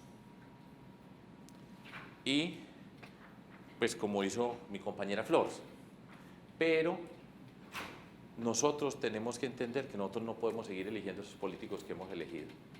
Esos que nos pagan por el voto, que nos dan las tejas para la casa o el techo o algunas cosas. Nosotros no podemos seguir eligiendo a esas personas porque esas personas lo dice, pero elegante, con claridad. No es que yo esté traduciendo lo que ellas dijeron a estas frases. Bueno, Teresa, muchas gracias. Pues viene otra, y dije, no, además todas mujeres. Viene otra y me dice, usted es político, ¿cierto?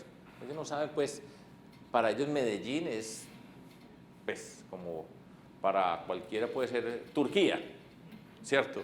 Estambul, de acá. Entonces me dice, usted es político, ¿cierto? Si usted va a unas urgencias, ¿cuánto tiempo se demora para atenderlo a usted? Pues seguro lo pasan inmediatamente, ¿cierto? ¿Cuánto me demoro yo? Estoy parado al lado de ella, delante de todo el mundo. Si esto no es nada cuadrado, ni ponemos, pues, habla esta que va a decir tal cosa, no, el que quiere hablar lo que quiera decir. Y entonces dice, pues a mí me toca esto, esto y esto.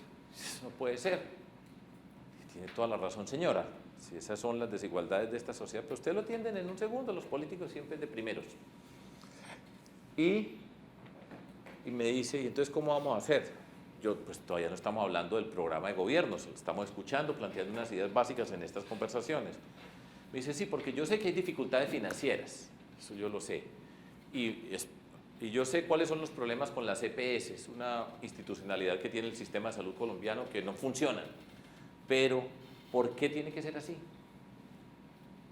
Bueno, yo algo le contesté a ella y terminamos las preguntas. Voy para el carro y se me acerca una y me dice, no le pude preguntar allá. Le dije, ¿por qué tenemos nosotras que recibir esta educación con esta calidad para tener que competir con los que vienen a unas condiciones especiales y nosotros por qué tenemos que retener esta calidad de la educación? ¿Por qué tenemos que estar nosotros en esta desventaja? Tiene toda la razón. Sigo caminando para el carro. Se me acerca otra y me dice, doctor, yo no le pude hacer esta pregunta ya, pero yo le quiero hacer esta pregunta. ¿Por qué vamos a pagar 25.000 millones de pesos en Colombia para que venga el Papa? Yo no sabía pues, cuánto costaba el viaje del Papa a Colombia. El Papa va a ir a Colombia en septiembre de este año. Y entonces yo le dije a ella, pues mire, yo creo que esa plata la recogen. No es que el Estado gire 25.000 millones de pesos para que venga el Papa a Colombia. Él es una persona importante en el sentido de lo que significa, pues muchas personas en Colombia son católicas, pero además ha sido una persona latinoamericana que habla de la paz, de la convivencia y es un símbolo importante en nuestra sociedad. A mí no me parece que vamos a pagarle nosotros para que venga. Y ya me voy a montar al carro. Y llega otra con una sonrisa muy grande y me dice, yo tengo un hijo que estudia medicina en la Universidad Nacional, es como decir, medicina en la UNAM. Entrar a medicina es lo más difícil que hay en Colombia.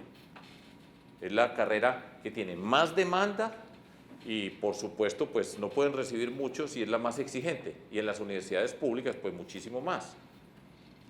Entonces, dije, sí, señora. Me dice, y yo ayer hablé con mi hijo y le dije que iba a ir a un Fajardo. Y él me dijo, escucha ese es el que nosotros tenemos que escuchar acá. El hijo, pues sabía de mí, de nuestra política, y ella llegó pues a decirme eso con una sonrisa muy grande, pero miren todas las que yo he pasado, o sea, estoy hablando, el día que yo iba para Inglaterra, ¿sí? Me tocó parar en un cultivo de flores que yo no sabía por qué estaba allá, y esto me dan unas lecciones tremendas en la vida, eso es la política, eso es lo que está pasando. Entonces yo pues espero que mandar un pedacito del video, porque eso no lo estaban grabando, pero esto hay que grabarlo, hay que mostrarlo, espero podérselo mostrar a ustedes la próxima vez para que vea a esta señora diciéndome a mí, ¿usted es político o es ladrón? Eso no es fácil para pararse uno en la vida que le digan ese tipo de cosas, ¿cierto? Pero bueno, vamos gobernando, ya tengo el equipo. Ahora nosotros tenemos que hacer un plan de desarrollo. El plan de desarrollo es fundamental. Muchas veces ocurre, no sé acá, pero muchas veces ocurre que los planes de desarrollo los hacen unas personas técnicas.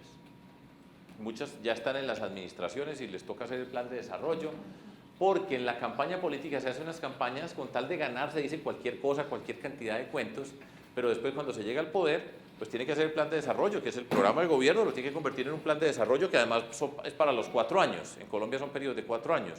Y usted tiene que hacer desde el comienzo, decir cómo va a cubrir los 4 años. Eso es importante para nosotros, hacer el plan de desarrollo fundamental, porque uno tiene que planear para no improvisar. Primera regla. Habitualmente en ese contexto tradicional de la política es de cualquier forma, ganó sin tener ni idea de la mayoría de las cosas, ponen a hacer un plan de desarrollo, ese plan de desarrollo lo tiene que aprobar el consejo del municipio o la asamblea del Estado o el Congreso de la República, y por lo general tienen una coalición política que lo que pongan allá lo van a apoyar sin necesidad de pensarlo, ¿cierto? Porque ustedes están en el gobierno, a usted le tocó este pedazo, a usted le tocó este pedazo, a usted le tocó este pedazo, contrario a lo nuestro, y entonces lo van a apoyar, lo que presente el gobernante se lo aprueban, porque van a votar y si usted está aquí, vota sí. Esa es la negociación que hay detrás de todo esto, ¿cierto? Nosotros llegamos, yo nombro a las personas, no hacemos ninguna coalición con ninguno, aquí no hay coalición, vamos a trabajar con todos ustedes. Esta es nuestra propuesta, nosotros nos eligieron por este programa de gobierno que es este plan de desarrollo. Esto es nuestro orgullo. O sea, nosotros no hicimos cualquier bobada para llenar ahí, sino estamos plasmando, cuando nos metimos a la política, estamos plasmando lo que dijimos que íbamos a hacer. Ahí está. Vamos a invitarlos a que ustedes aporten desde su conocimiento. Y si tienen intereses, no hay problema con los intereses, pero los pone aquí sobre la mesa para que los podamos ver todos. No hay ni un puesto ni un contrato para ninguno de ustedes y vamos a trabajar acá. Imposible, eso no se puede elegir. ¿Por qué? Pues la razón es claro que se puede y se pudo, pero siempre le dicen a uno, no se puede, eso es imposible, no puede hacerlo. Es que así no es la política, la gobernabilidad, la gobernanza, y empiezan a sacar toda una cantidad de palabras y es no, pero con cada uno trabajamos y a usted le vamos a dar respeto y reconocimiento por su trabajo. Entonces, así empezamos nosotros a gobernar. Y el plan de desarrollo se convierte en la hoja de ruta que vamos a seguir. Y todas las discusiones que vamos a tener durante todos los 4 años van a estar enmarcadas por el plan de desarrollo. Y esto fue lo que nos comprometimos para hacer. Ustedes participaron en la construcción del plan de desarrollo y en las 2 partes todos lo apoyaron, todos lo votaron afirmativo sin darle nada a ninguno. Pero a todos le dijimos, ¿usted qué tiene para aportar? Y aportan y hay discusiones que enriquecen nuestro plan. Y a cada uno entonces le hacemos un reconocimiento por haber aportado. Entonces, gobernar, pues nosotros tenemos que priorizar, o sea, uno puede hacer todo y uno prioriza de acuerdo a su visión de la sociedad que nosotros tenemos. Después, hay que organizar muy bien cada cosa, tiene que estar muy estructurado, cada programa tiene que estar muy bien estructurado, muy bien diseñado sobre lo que nosotros vamos a hacer y tiene que asignarse responsabilidades muy claras a cada punto. O sea, esto está aquí así, nosotros hacemos unas prioridades, organizamos, estructuramos, cada tema tiene una responsabilidad muy clara, todos participan en la construcción del plan de desarrollo, no es que hay unos que lo hacen y después cada cual va a hacer su pedazo, sino todos nosotros como equipo, ese equipo, todos tienen que participar en la discusión. Discutimos con el consejo allá en ese contexto público, pero nosotros adentro como equipo todos participamos en la discusión y yo como alcalde o como gobernador estoy ahí conduciendo para que cada quien va asumiendo una responsabilidad, cada quien está poniendo y todos lo estamos haciendo que todos nos veamos. Eso es muy importante para poder gobernar, porque muchos gobernantes no se ve con los secretarios, tiene otra persona que es el que se encarga de ver los secretarios, rara vez se juntan todos, en fin, yo no sé si eso pase aquí, pero eso pasa en muchas partes, y hace parte de la manera de gobernar que nos permite luchar contra la corrupción, porque usted tiene que ir llevando el equipo. Por eso cuando yo me pare a decir que yo tengo que responderle a la sociedad, yo espero que no pase y que todo lo que nos han investigado hasta el día de hoy, pero nadie puede decir, mire, este de Fajardo estaba robando, este. Ahora, buena parte tiene que ver con la calidad de las personas y el proceso permanente de estar encima, de estar trabajando para hacer las cosas. Eso no es charlando y eso es muy importante para poder conducir lo que ustedes quieran, pero en particular para conducir un gobierno. ¿Cómo se conduce? Ahí es donde está el líder. La persona que es elegida es quien lidera. Eso pues, así es, y por eso nos escogen, son cargos unipersonales, ¿cierto? Ustedes lo escogieron de alcalde, es el más importante del pueblo, el gobernador es el más importante del estado y el presidente el más importante del país, que tiene la mayor responsabilidad, es que nosotros estamos tomando decisiones que afectamos a todo el mundo. Nosotros nos tomamos muy en serio eso. ¿Y cómo se conduce el equipo? Lo más difícil de todo esto es cómo logramos que 4 personas trabajen juntas. En términos teóricos de gobierno, se dice hay que hacer políticas integrales, programas integrales. ¿Qué significa? Pues mire un problema, mire todas las componentes del problema y hágalas simultáneamente para resolver el problema, y es natural. Hágalo, vaya y haga que todos los que tienen que intervenir en el problema trabajen juntos. Eso es lo más difícil.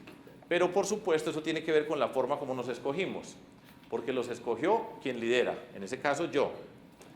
Con conocimiento todos, pero al mismo tiempo no solamente conocimiento, sino compromiso. Por eso esa tercera condición que dice convicción y compromiso es lo que nos permite trabajar juntos. Porque si yo te nombro a ti y a ti no te importa esto, estás haciendo muy bien el tema ambiental, pero no le importa a este gobierno, sino pues lo hace bien, pues no va a ser parte de un equipo. Y ahí es donde entra quien lidera para decir, vengamos a trabajar juntos. Porque cada quien, hay poder, y un secretario o una secretaria es una persona muy importante de las actividades que estamos haciendo.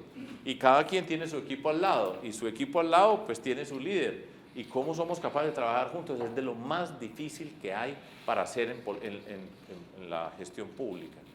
Y eso se requiere. Todos estos pasos que vamos dando son necesarios para el paso siguiente. Olvídese que usted no es capaz de hacer que haga esa cohesión e integración si usted repartió todo eso en cuotas para unos y para otros. No es capaz. Por más líder que sea, no es capaz. Y eso es dificilísimo y tiene que ser. Y por supuesto, nosotros tenemos que hacer seguimiento a las cosas. Yo tengo una forma de administrar que está asociada con mi personalidad, con mi formación como profesor. Como les digo, yo no he tomado cursos de administración, pues formalmente, yo he leído muchas cosas, no es que yo no haya leído nada y que llego allá, yo he leído de todo y he estudiado de todo y he leído de economía, de administración, de todo. Y he estudiado y me encanta además, esa es otra condición de ser matemático, descubrir, entender las cosas es apasionante para mí. Y cada día, por eso esto es muy atractivo. Y ahora descubrir el país y volver a mirar el país y encontrar unas cosas, saber todo eso me parece apasionante desde el punto de vista del conocimiento. Pero hay que hacer seguimiento. Entonces, una forma. Todos los lunes a las 8 de la mañana, reunión del Consejo de Gobierno, que son las personas cabeza, todos inexcusable, y yo falté 3 veces en 4 años, es mucho, porque me tocaba algo extraordinario, pero me decían, viene el presidente para después de que termine el Consejo de Gobierno hablamos. Mientras que yo esté aquí, esto no lo vamos a hacer, ¿cierto? Todos los lunes.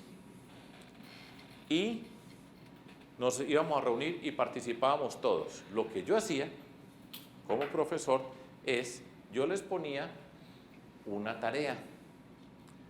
Durante la semana yo les decía, con un secretario privado que tenía muy bueno, yo tenía gente muy buena al lado, o sea, pues, eso es un mérito mío, pero es un orgullo mío ver esa calidad de personas, cómo trabajan. Es que usted le pone las condiciones y la gente brilla. Buenísimos, pero muy inteligentes, capaces, comprometidos. Es muy emocionante eso. Entonces, decía, esta semana yo quiero que trabajemos estos 3 puntos. ¿Cuál es la política de la que usted está más orgulloso? Cada secretario. Explique brevemente. Entonces ponía 3 puntos. Les entregaba la pregunta durante la semana, al comienzo de la semana, y me tenían que entregar el viernes o a más tardar el sábado al mediodía, escrito en una hoja, la respuesta a los 3 puntos. La primera vez que la puse, ahí unos se demoraron, no la entregaron, y cuando llegamos allá le dije, ¿y por qué no entregaste la hoja? No, pero es que tal cosa, estamos hablando en serio, hay que entregarla. Para mí es muy importante. Desde ahí en adelante todos la entregaron. Y a uno que ponía a alguien que la escribiera, uno se da cuenta ya cuando preguntaba esta pregunta a mis secretarios, tal punto. Como no la había escrito, yo lo voy agregando, la tiene que escribir usted. Eso no es mandando, puede trabajar con su equipo para discutirlo, ¿cierto? Pero no me ponga a otro que me escriba la respuesta que yo me doy cuenta y yo le pregunto delante de todo el mundo y queda todo el mundo diciendo, uy, bueno, pues todos la hacían, todos la respondían, todos se recuerdan cuando dicen, ay, sí que de lo mejor que no estamos en el gobierno es que no tenemos que entregar el trabajo cada fin de semana. Pero se reunían con su equipo y discutían sobre los temas y obligaba a que hubiera una concentración. Ahora, a mí me entregaban esto por escrito. Yo me tenía que leer todo lo que me entregaban. Además, a mí me gusta impreso porque yo puedo rayar, puedo poner, ponía a mano, leía de todos, tenía la capacidad de entender qué era lo que estaba pasando con todos y yo el lunes estaban sentados y les devolvían a todos el trabajo escrito. Así soy yo como profesor. No es pues que me tuve que ir a Harvard a tomar un curso de esto, sino esto era pues como profesor, esa era la forma como yo sentía esto. Y en ese consejo de gobierno, por ejemplo, teníamos diferentes instancias, pero decía, vas a poner la secretaria de salud y vas a poner sobre tal tema. Todos a ponerle atención. No era que yo que me voy a preocupar por la de la salud, todos a ponerle atención. Y así nos poníamos atención entre todos. ¿Qué estamos haciendo? ¿Cuáles problemas hay? ¿Qué comentarios hay? ¿Qué preguntas hay para la secretaria de salud? Y hacía que todo el mundo se fuera involucrando con lo de todo el mundo. No que yo soy el de obras públicas y yo me preocupo solo por obras, a mí que me tiene, no tengo nada que ver con salud. No, todos tenemos que ver con todos, nosotros. Y eso nos permitía tener un mensaje que lo íbamos puliendo. ¿Cuáles son las condiciones que tenemos? ¿Hacia dónde nos estamos moviendo? ¿Cuáles son las preguntas que estamos resolviendo? Y empezábamos a escucharnos. Era muy bonito también cuando, por ejemplo, pues hubo momentos donde algunos pasaron pues penas, ¿cierto? Porque pasaban allá y estaban flojos y esto. Pues la gente hacía silencio, pero poco a poco todos iban adquiriendo pues la capacidad, algunos tienen mayor capacidad para exponer que otros, en fin, pero hacían sus presentaciones y era con todo el equipo, que tenían que involucrar a todo el equipo para responder lo del gobernador o lo del alcalde. Eso allá más de uno pues sufría, pero a mí no me chocaba ese sufrimiento, porque era un sufrimiento, pues una exigencia en el sentido de vamos a trabajar, pero era necesario para que fuéramos construyéndonos entre todos. Así que cada quien podía hablar del gobierno de nosotros, pero podía hablar cada persona, de Medellín la más educada o de Antioquia la más educada, cada secretario podía hablar. Y eso es muy importante porque da un sentido de que nosotros pertenecemos a esto. Entonces a nosotros nos decían, es que ustedes se gastan toda la plata en publicidad. Falso. Nosotros teníamos el mensaje claro, todo el mundo lo repetía, todos íbamos con una narrativa común, éramos capaces de explicarlo, pero se oía tremendo porque teníamos un punto claro, porque todos decían en Medellín la más educada tal cosa, era la frase, la expresión, la forma de construir. Y así íbamos construyendo una ruta íbamos mostrándole a la gente y comunicando y explicando permanentemente. Entonces era pues muy apasionante, muy exigente esa forma de gobernar en los detalles, pero todos participando. De esa manera todos somos responsables del uno con el otro. Entonces, pues quien no está a la altura es una vergüenza para el equipo, pero pues en general, pues con alguna excepción por supuesto, pero yo les había escogido pues porque sabía que eran honestos, porque tenían conocimiento, porque tenían sensibilidad, porque eran muy buenos. Y usted tiene gente muy buena y usted pone las condiciones y la gente muy buena brilla. Hay dificultades, por supuesto que hay dificultades, pero esa es una regla muy sencilla y eso es muy potente para poder decir lo que yo digo acá. Es que imagínense donde me digan a mí que este estaba robando y cuántas veces nos reunimos y el seguimiento que hacíamos y lo que íbamos haciendo en cada lugar. Pues para mí es una vergüenza, ¿cierto? Pues no lo hice yo, pero me duele profundamente y es parte de lo que nosotros tenemos que hacer en nuestra sociedad. Yo creo en eso profundamente. Pero así teníamos una historia, teníamos un norte, sabíamos en qué íbamos ajustando, explicábamos todos y por supuesto yo como líder tenía todo en la cabeza porque le estaba poniendo atención a todo, en adición a otras cosas que hacía, pero ese seguimiento era muy importante. Voy entonces para el tema de la corrupción. Ya estamos gobernando, armamos el equipo, plan de el plan de desarrollo. Nosotros nos ganamos el premio al mejor plan de desarrollo en Colombia y yo después fui escogido el mejor gobernador de Colombia. Pero no era un accidente, es que nosotros habíamos ganado el plan de desarrollo mejor. Y todo esto, por eso les estoy explicando cómo gobernamos nosotros. Estoy seguro que esto les puede servir. Yo espero que algunos de ustedes puedan gobernar en algún momento, puedan llegar. Este es un ejemplo. De pronto ustedes, cada quien va enriqueciendo su camino, por supuesto, pero esto es clave. Y entonces vamos a la lucha contra la corrupción. Y para mí, la principal herramienta en el contexto en que nosotros estamos es la transparencia. Que se vean las cosas. Me explico. Este es un artículo que a mí me gustó mucho. Fue escrito por un señor que se llama, pues creo que es un señor, yo no sé, Marín MRCLA. No sé de dónde viene. Este es en El País de España, salió el año pasado. Corrupción y transparencia, enemigos íntimos. La lucha contra la corrupción tiene que convertirse en una cuestión de ética y de actitudes y no solo de reglas. Esa es mi convicción. Entonces, este señor o esta persona es quien lidera la Comisión Europea de la Lucha contra la Corrupción.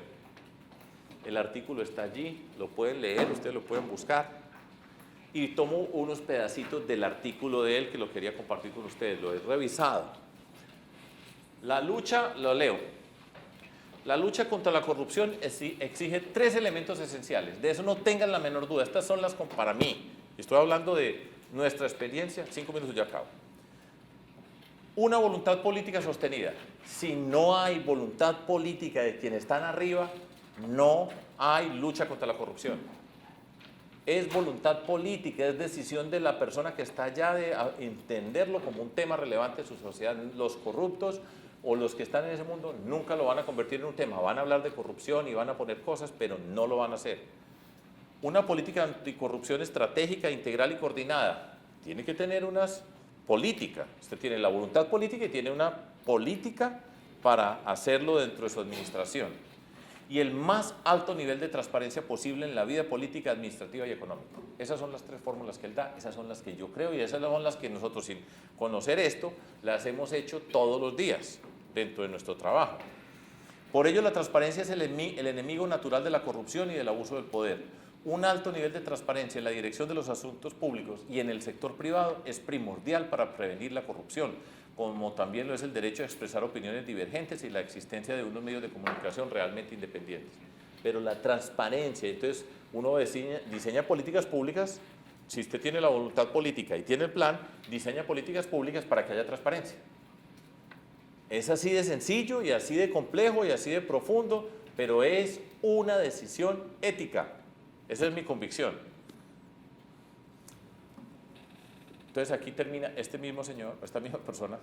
La lucha contra la corrupción tiene que convertirse en una cuestión de ética y de actitudes y no solo de reglas. Y en ello el sistema educativo debe desempeñar un papel importante. Los efectos de la corrupción son devastadores y es necesario que nos impliquemos todos. una mayor transparencia se traducirá en una mayor rendición de cuentas y por tanto en una mayor confianza del conjunto de la sociedad en la gestión de los asuntos públicos. En última instancia, la transparencia se convierte en un requisito indispensable para mejorar la democracia. Esa es mi convicción profunda, se los he dicho, y eso es lo que yo creo, y eso es lo que nosotros hacemos dentro de la política. Entonces el gobierno nacional tiene el SAR anticorrupción. El SAR anticorrupción nunca vio la plata en la campaña. Eso puede ser así de sencillo. 2 caminos, pero paso aquí de una vez. Esta es la transparencia. Usted está en un escenario y se ve. Esa es mi hija la que está aquí al frente.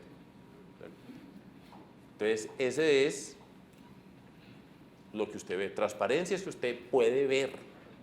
Y hay que hacer eso realidad. Y puede ver, se convierte en políticas públicas para poder ver.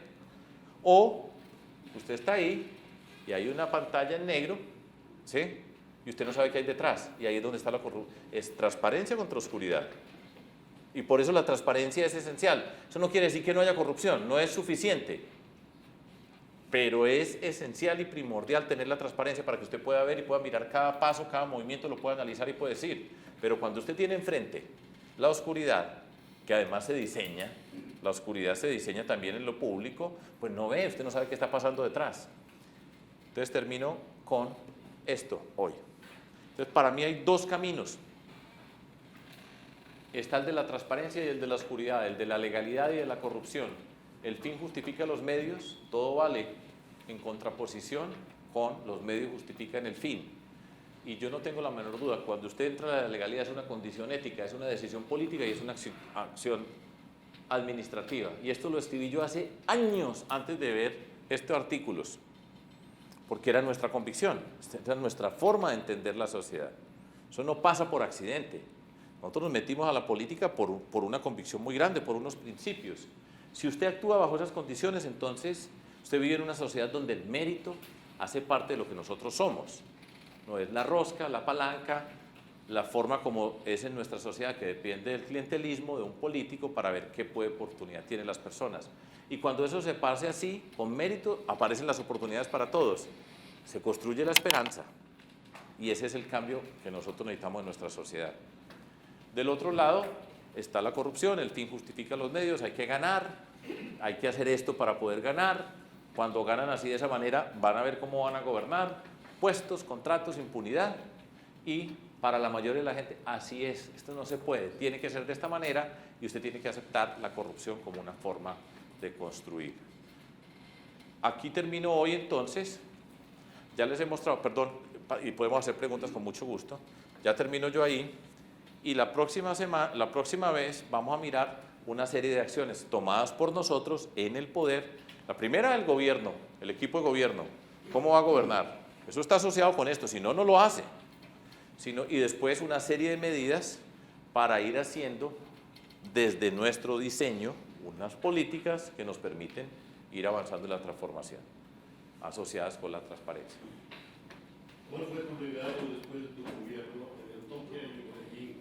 ¿Siguieron los mismos, vamos a decir, partidarios tuyos o cambió nuevamente? Cuando yo terminé, vino una persona que estaba que era mi compañero, continuó. En Medellín, en términos generales, han continuado por la ruta que nosotros trazamos, ¿sí? Ahora, los problemas van cambiando. O sea, nosotros terminamos hace 10 años. Ya ha habido 3 alcaldes diferentes después de que terminé yo como alcalde. En general se ha seguido esa ruta. Por supuesto, pues si usted mira, hay diferencias y si yo fuera a hacerlo, lo hubiera hecho diferente un montón de cosas, pero así es la vida. Yo no me quedo mirando a Medellín, ni preocupado por qué hizo cuando vino, porque le dije, así es la vida, viene otro y ya, no nos vamos yo no soy el guardián de eso, pero nosotros le cambiamos el rumbo a la ciudad y por eso Medellín sigue vigente hoy. Ahora, pues, ese es un camino largo, exigente, pero nosotros cambiamos la historia, pero la historia tiene muchos capítulos y falta mucho por recorrer. Ayer venía en el taxi del aeropuerto para acá y entonces le pregunto, siempre que vengo en el taxi, le pregunto al conductor, Bueno, ¿cómo vamos los equipos de fútbol de acá? Yo soy hincha de los Rayados aquí, ¿sí? Además hay varios colombianos ahí, Edwin Cardona, Dorlan Pavón y Jimmy Chará. Entonces, yo soy hincha donde están los colombianos. Si hubiera habido colombianos en Tigres y no en los Rayados, pues yo sería de los Tigres. Pero, entonces hago, y ayer me dice, y estoy viendo la serie de Pablo Escobar. Entonces, bueno, entonces me empezó a decir, no, qué tan magnífico, y después me dice, no, magnífico realmente no. La preocupación es, pues lo que ocurrió, y le dije, y no le quepa la menor duda que eso que pasó allá tiene que ver mucho con lo que está pasando en México hoy. México dolorosamente le debe mucho a ese señor. Yo no sé si eso aquí lo han explicado en México, pero mucho de lo que ocurre hoy en México, en la dimensión que está ocurriendo, porque aquí no era pues que llegó Pablo Escobar y pobrecitos los mexicanos, tal cosa, no. Aquí ha habido muchas cosas en su historia, pero la dimensión tiene que ver mucho con lo que fue este señor. Entonces me empieza a hablar pues el conductor de eso. Y pues algo trato de explicarle, pero ese es un camino largo pues que tenemos nosotros, pero vaya. Otra pregunta. Pero un momentico. Otro. Sergio, mencionaste el caso de Odebrecht y la presencia de Estados Unidos en Brasil para resolver. Está lo de Guatemala también con lo que sucedió. Mismo Colombia en el periodo de narcotráfico. ¿Están nuestros países a un grado de corrupción tal donde es necesario el factor externo, las Naciones Unidas, otro país, que se involucren tanto para que pueda resolverse? ¿Estamos a esa altura? Porque ahorita nosotros estamos en el tema del Sistema Nacional Anticorrupción y no ves nada externo, es todo interno y vuelve el miedo de la simulación, etcétera. Estamos, La preocupación del sí, señor. ¿Cómo ves tú esa variable? Pues yo creo que el problema lo tenemos que resolver nosotros. Realmente es de nosotros. Y la sociedad en que nosotros vivimos está de acuerdo a la que nosotros escogemos. Esa es la democracia, ¿cierto? En principio esa es la democracia. Y si nosotros, los mexicanos, los colombianos, no somos capaces de elegir mejor y de tener mejores personas, pues así vamos a vivir nosotros. Y así es como tiene que ser la democracia. Y los Estados Unidos hoy se merecen a Trump. Lo escogieron. No, él no se robó las elecciones, en principio, que sacó más votos Hillary, pues que las reglas eran los votos electorales. O sea, nadie dijo que pues es mejor esta, pues a lo mejor yo iba por Hillary, pues por supuesto, si me hubiera tocado escoger. Pero esa es la democracia y a ese señor nos tocó y nos tocó a todos y México va a saber lo que es cuando se escoge a alguien allá, pero es un problema de nosotros. En Guatemala, fíjense ustedes cómo es la vida, quien conduce, porque allá pasó algo extraordinario, a través de los Estados Unidos. Los Estados Unidos, por alguna razón, los buscaron y el que ha dirigido la misión, un colombiano, se llama Iván Velázquez. Un colombiano es el que dirige toda esa misión allá en Guatemala, que el presidente para la cárcel, se han hecho una intervención gigantesca. Ahora, ya cambió Guatemala, no ha cambiado todavía. O sea, eso es un camino largo. Yo no sé, él me está regañando, pero a mí me gusta hacer las preguntas. Es que tenemos un curso que vamos a lanzar ahorita y lo tenemos en línea, que tiene que ser a cierta hora. Ya vamos a empezar. Ok. Disculpe que no tengamos más tiempo para preguntas, pero bueno, el tiempo preferimos dárselo un poquito a... No, pero la próxima, yo les dejo muchas preguntas, aquí hay muchas preguntas para hacer. La próxima reunión, en abril, empezamos con preguntas sobre todo lo que les he contado, lo que les he mostrado y seguimos. Sí, el 26 de abril la próxima, ahí va a estar un poquito más holgado, podemos dar un tiempo para diálogo. Y ahorita vamos a hacer el lanzamiento en línea, de un curso en línea, al cual queremos invitarlos a estar aquí en el siguiente salón.